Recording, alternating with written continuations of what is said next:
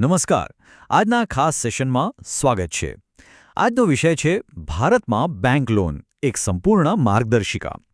એક યુવાન પ્રોફેશનલની કલ્પના કરો જેણે હમણાં જ પોતાની નવી કારકિર્દીની શરૂઆત કરી છે અને પોતાનું પહેલું ઘર કે નવી કાર લેવાનું સપનું સેવી રહ્યા છે. પણ જ્યારે બેંક લોનની વાત આવે ત્યારે પેપરવર્ક અને નિયમોની જટિલતા જોઈને ભલભલા લોકો મૂંઝાઈ જાય છે. આ માર્ગદર્શિકા એવા જ પ્રથમ વખતના અરજદારો માટે એકદમ સરળ ડિજિટલ પ્લેબુક સમાન છે. તો ચાલો યોગ્ય લોન પસંદ કરવાથી લઈને દસ્તાવેજો તૈયાર કરવા સુધીની આખી પ્રક્રિયાને એકદમ સરળ ભાષામાં સમજીએ. આજની આખી સફરનો નકશો કંઈક આવો રહેશે. સૌથી પહેલા લોનનો પાયો અને તેના પ્રકારો. ત્યારબાદ બેંક કોને લોન આપે છે તે જોઈશું. પછી લોન મંજૂરીના મુખ્ય આધારસ્તંભ, જરૂરી દસ્તાવેજોનું ચેકલિસ્ટ અને છેલ્લે એક સ્માર્ટ ગ્રાહક બનવા માટેની ગોલ્ડન ટિપ. આ એજન્ડા લોન અરજીની પ્રક્રિયાના દરેક પાસાને એકદમ સ્પષ્ટ કરી દેશે.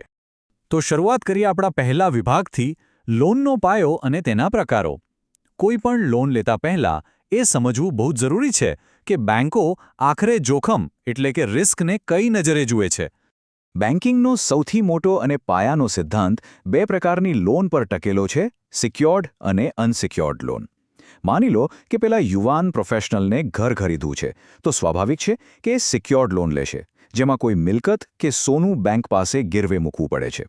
બીજી તરફ અનસિક્યોર્ડ લોનમાં કોઈ જામીનગીરી નથી હોતી. અહીં બધો જ આધાર માત્ર અરજદારની ક્રેડિટ હિસ્ટ્રી અને આવક પર હોય છે. હવે આનો સીધો અર્થ શું થાય?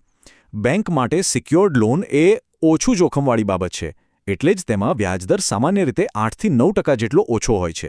જ્યારે અનસિક્યોર્ડ લોનમાં વ્યાજદર 15% કે એનાથી પણ વધુ હોઈ શકે છે. ચાલો એક નાનકડી ગણતરી જોઈએ. જો 10 લાખ રૂપિયાની લોન 5 વર્ષ માટે લીધી હોય તો 8% વ્યાજદરે કુલ વ્યાજ આશરે 2 લાખ રૂપિયા થાય. પણ જો એ જ લોન 15%ના દરે હોય તો વ્યાજ 4 લાખ રૂપિયાથી પણ વધી જાય. આ એક બહુ જ મોટો આર્થિક તફાવત છે, જે દરેક નવા અરજદારે ધ્યાનમાં રાખવો જોઈએ. સામાન્ય રીતે બજારમાં ઉપલબ્ધ લોનના 7 મુખ્ય પ્રકારો જોવા મળે છે.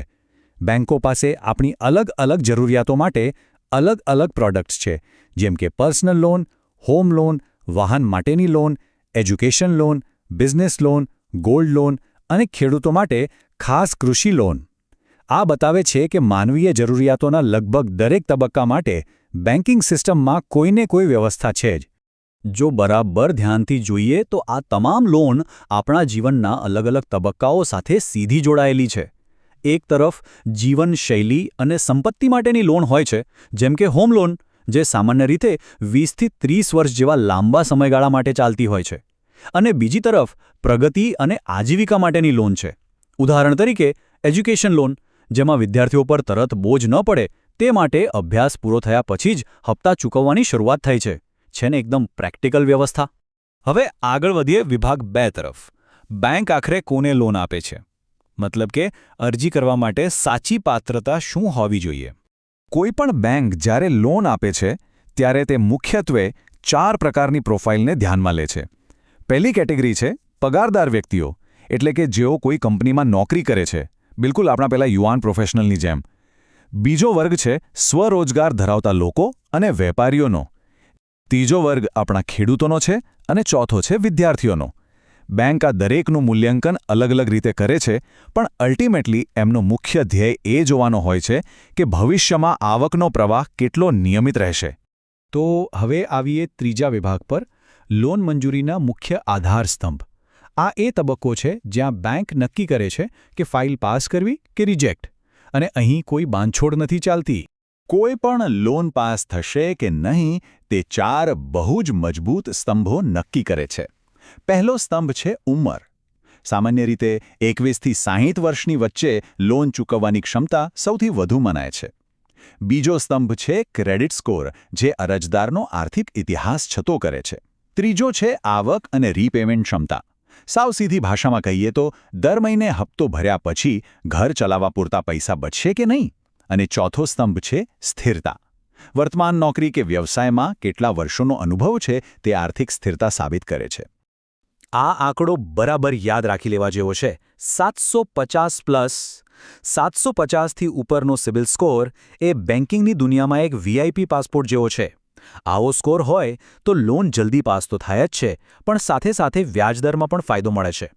એક બહુ જ કામની ટેપ: જો ક્રેડિટ સ્કોર સારો રાખવો હોય તો જૂની લોન કે ક્રેડિટ કાર્ડના બિલ હંમેશા સમયસર ચૂકવવા જોઈએ અને પોતાની ક્રેડિટ લિમિટના 40%થી ઓછો જ ઉપયોગ કરવો જોઈએ.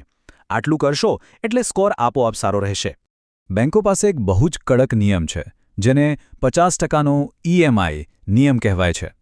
આનો સીધો અર્થ એ છે કે માસિક આવકના 50% કરતાં વધુ રકમ હપ્તામાં ન જવી જોઈએ. ચાલો પેલા યુવાન પ્રોફેશનલના ઉદાહરણ પર પાછા જઈએ.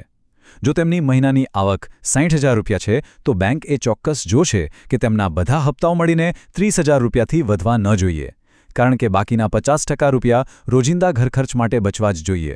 એમાં બેંક કોઈ રિસ્ક નથી લેતી. હવે વાત કરીએ પેપરવર્કની. વિભાગ 4, જરૂરી દસ્તાવેજોનું ચેકલિસ્ટ. કાગળિયા ભેગા કરવામાં કોઈ મૂંઝવણ ન થાય એટલે આપણે તેને 3 સરળ લેવલમાં વહેંચી દીધા છે. લેવલ 1 છે પ્રાથમિક ઓળખ, જેને આપણે KYC કહીએ છીએ. આ ડોક્યુમેન્ટ્સ દુનિયાની કોઈપણ લોન માટે ફરજિયાત છે. પાન કાર્ડ તો સૌથી પહેલું જોઈશે જ, એના વિના કોઈ આર્થિક વ્યવહાર આગળ નહીં વધે.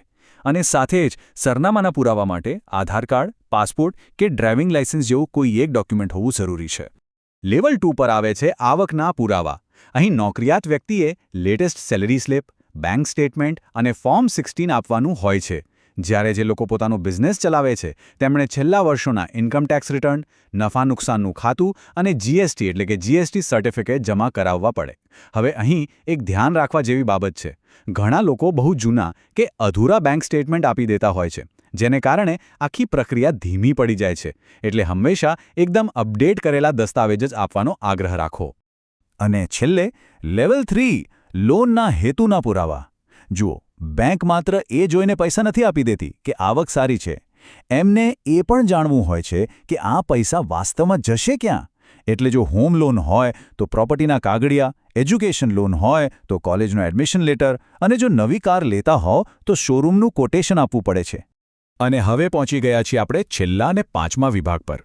એક સ્માર્ટ ગ્રાહક માટેની ગોલ્ડન ટિપ. લોન મંજૂર થઈ જાય એટલે ખુશ થઈને તરત સહી કરી દેવી એ કોઈ સમજદારી નથી. થોડું ઊભા રહેવાની જરૂર છે. સૌથી મોટો નિયમ આ છે: લોન લેતા પહેલાં હંમેશા 2-3 અલગ-અલગ બેંકોની ઓફર્સ સરખાવી જ જોઈએ. કોઈ પણ સમજદાર ગ્રાહક, જેમ કે આપણો પેલો યુવાન પ્રોફેશનલ, ક્યારેય પહેલી ઓફરને આંખ બંધ કરીને સ્વીકારતો નથી. માર્કેટમાં ઓપ્શન્સ છે તો એનો પૂરેપૂરો ફાયદો ઉઠાવવો જોઈએ. અને જ્યારે સરખામણી કરતા હોઈએ ત્યારે એક સામાન્ય ભૂલથી ખાસ બચવાનું છે. ઘણા લોકો માત્ર લોનની મંજૂર થયેલી મોટી રકમ જોઈને હરખાઈ જાય છે, પણ વાસ્તવમાં અસલી સરખામણી વ્યાજ દર અને પ્રોસેસિંગ ફીની કરવાની હોય છે. બની શકે કે કોઈ બેંક ઓછો વ્યાજ દર આપે, પણ એની પ્રોસેસિંગ ફી એટલી બધી હોય કે છેલ્લે હજારો રૂપિયાનો ચૂનો લાગી જાય. માટે ફાઇનલ ડીલ કરતા પહેલાં કાગળ પેન લઈને સંપૂર્ણ ગણિત માંડવું બહુ જ જરૂરી છે.